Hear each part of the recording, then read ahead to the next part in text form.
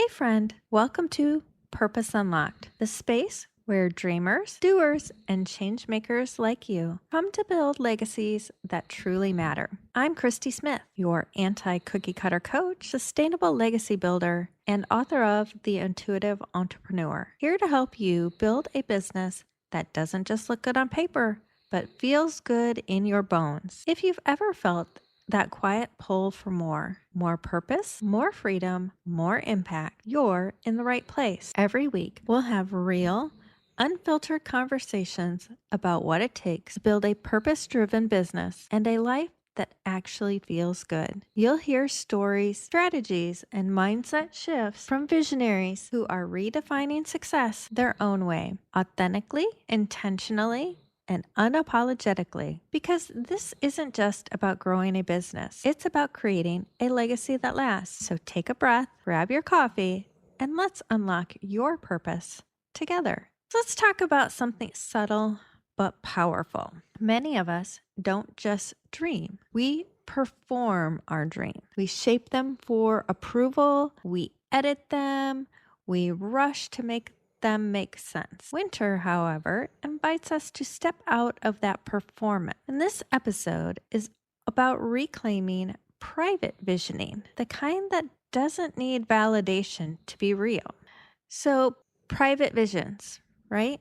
That's when no one is watching, right? Different truths emerge, and private visioning really allows you to acknowledge desires you've talked yourself out of. Classic example. Someone says, "Oh, I want to ABC, whatever it happens to be. I want to walk, 10,000 steps a day. I want to build a business to this. I want to learn a foreign language. I want whatever it happens to be." You put that out there, and the first thing that happens is people are going to give you their opinion. Is it a good idea? Is it a bad idea? Should you be doing this instead? And it puts that pressure on you. And then you start thinking, well, maybe it's not good enough. Maybe I do need to be doing this.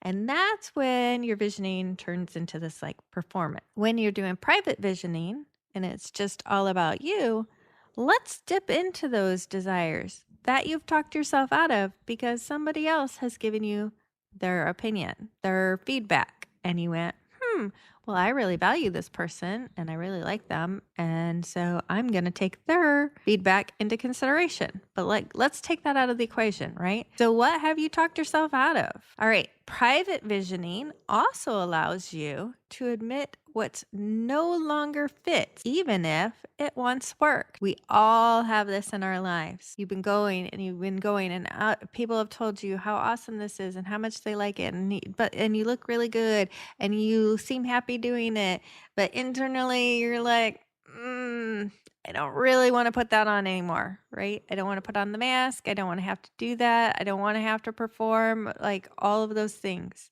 Even if it once worked, you could have built a 7-figure business off of that, but that doesn't mean that it fits anymore, right? And so that's one of the other things that private visioning allows you to do. It also allows you to explore possibilities without committing to them. When you have broadcast something out to the world, or even just your best friend or your partner or whomever, there's this level of commitment because people will follow up with you and they'll be like, well, I thought you said you were going to blah, blah, blah.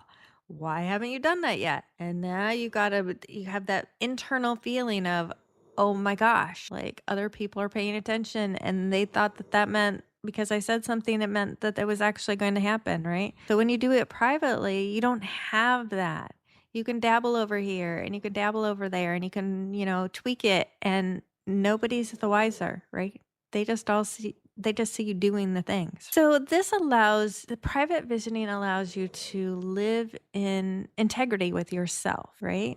And really dip into who you are and what's important to you. Now, I say all this, remember, public visioning has its place and it's great and it's wonderful and there's accountability and, I'm a coach. Of course, I'm going to think that public visioning is great. I'm also going to tell you that you can't skip the private stage. If you skip it, you risk building something that looks good but feels hollow to you. When we're in winter, again, Northern Hemisphere, and we're slowing down. The winter gives you this permission to dream without immediately translating those dreams into action step, right? It's that slowing down.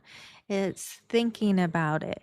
It's, oh, I put this in my journal in the first week in January because, Christy gave me some journaling prompts last week, but I'm just letting it marinate over there. And I might doodle over here about it, and I might think about it again, but I haven't laid out my 48-step plan to turn it into reality yet.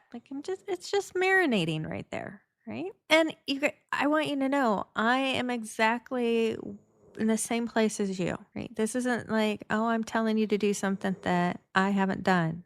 I've had moments where I thought that I wanted something specific. It could have been a role, right? We know that I climbed the corporate ladder to a certain point, and stepped back from it. That doesn't mean that I was there aren't days where I'm like, if somebody offered me, right? Or offered me this collaboration, or if I did this, if I took my business in this direction. In the past, I've been thinking about it. I want it.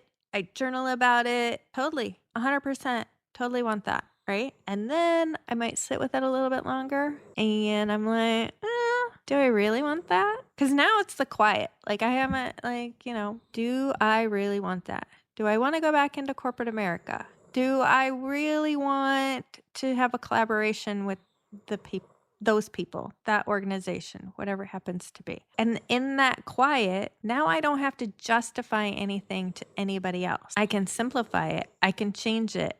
Nobody's the wiser. You're not any wiser of what I have going on in my internal, right? Take advantage of that, you guys, right? Because just because I wrote it down, just because I thought about it, that doesn't mean it was like a failure. It was more about honesty. I really took a really good hard look at it, and I tapped in with myself, and I was like, maybe that's not what I really want. I might want aspects of it. What are those aspects that I do want out of it? Do I want the excitement? Do I want the visibility? Do I really believe in the product or the service that those people are offering? And that's why I want to collaborate. Or what is it, the core, right? Because that's where the good juicy stuff comes from, right? Visioning of when it evolves and it's allowed to breathe, it gives you that core underlying and allows me to also touch base and make sure that whatever I'm visioning aligns with my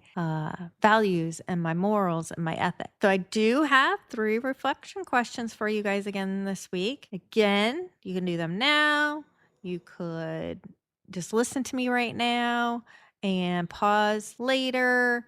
However you do, you go on a walk, you meditate about it, you light a candle, however you do your reflection questions. So number 1 is, what desires have I dismissed as impractical too quickly? And I'm going to repeat that. What desires have I dismissed as impractical too quickly? And these are the ones that you're catch yourself. I love cooking but I will also be the first person to quickly dismiss myself as, oh, I can't do that. I can't do that recipe. That's too complicated. I've never done it before. There's too many steps.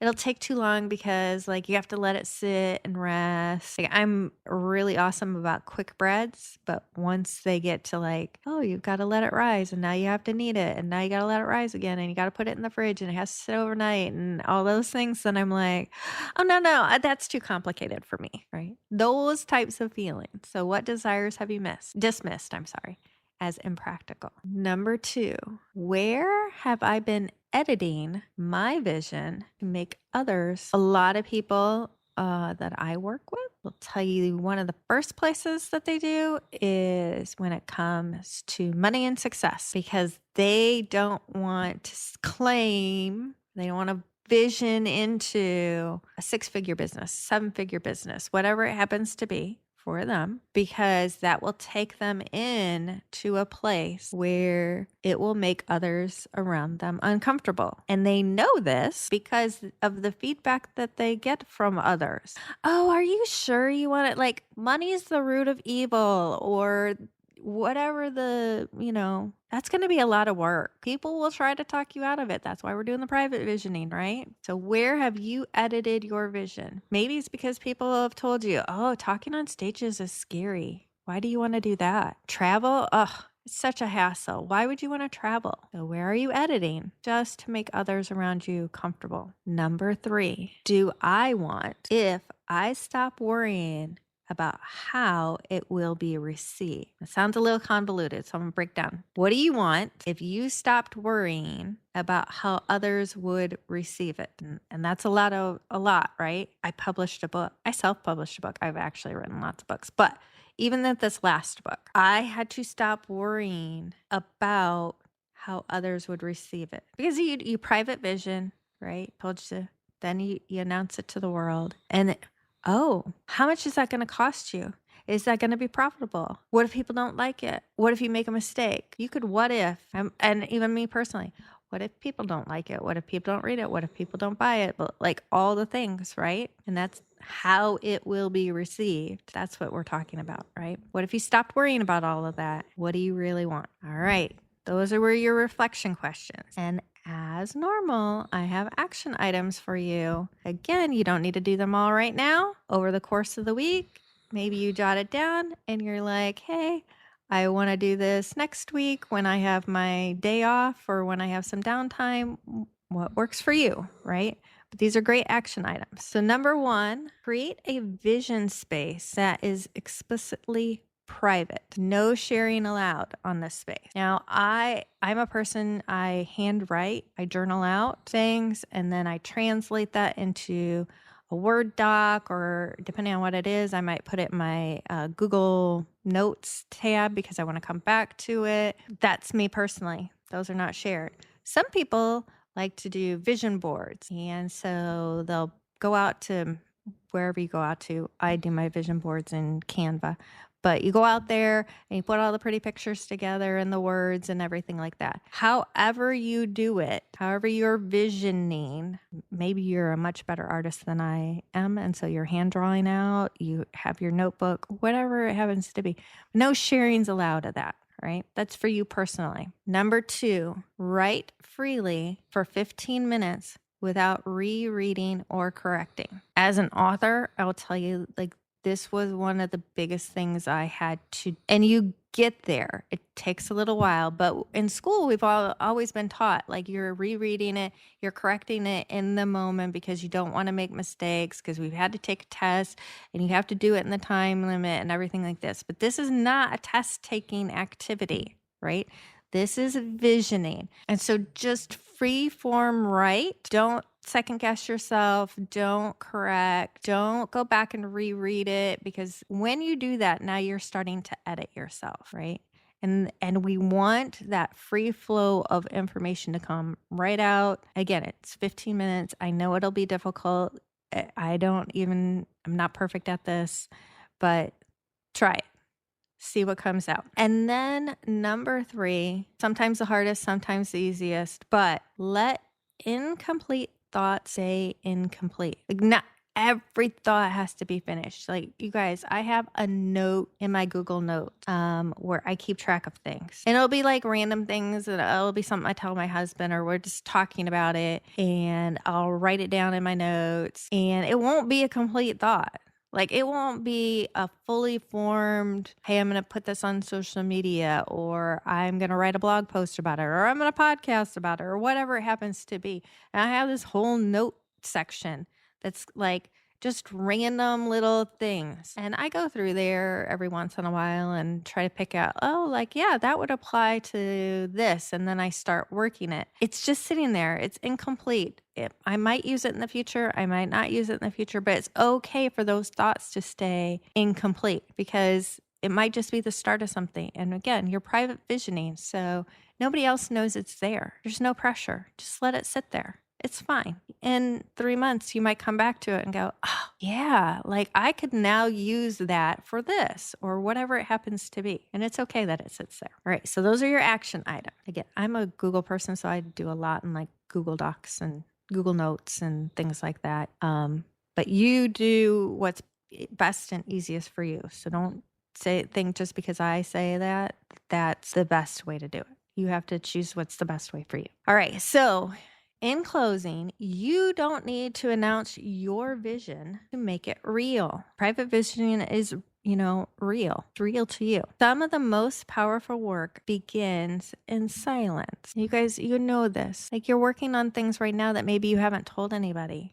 And that's still powerful work. And it's still your vision. And it's still real. You don't have to announce it yet. You don't have to announce it until it's ready and after it's gone through your private visioning. So thank you for tuning in to Purpose Unlocked. I'm so glad you're here. Every time you press play, you're choosing to invest in your growth, your purpose, and the legacy you're meant to create. And that matters. If something in today's episode resonated, take a moment to share it with someone who needs to hear it. Because when one of us rises, we all rise. And if you haven't already, hit follow, leave a review, or share your biggest takeaway on social. I love hearing what's landing for you. You weren't made to blend in. You were made to lead, to create, and to build something that lasts. So take what you've learned today, trust your intuition, and go make bold moves towards your purpose. I'm Christy Smith, your anti-cookie cutter coach and sustainable legacy builder, reminding you that your dream isn't just possible, it's waiting for you to claim it. Let's keep unlocking purpose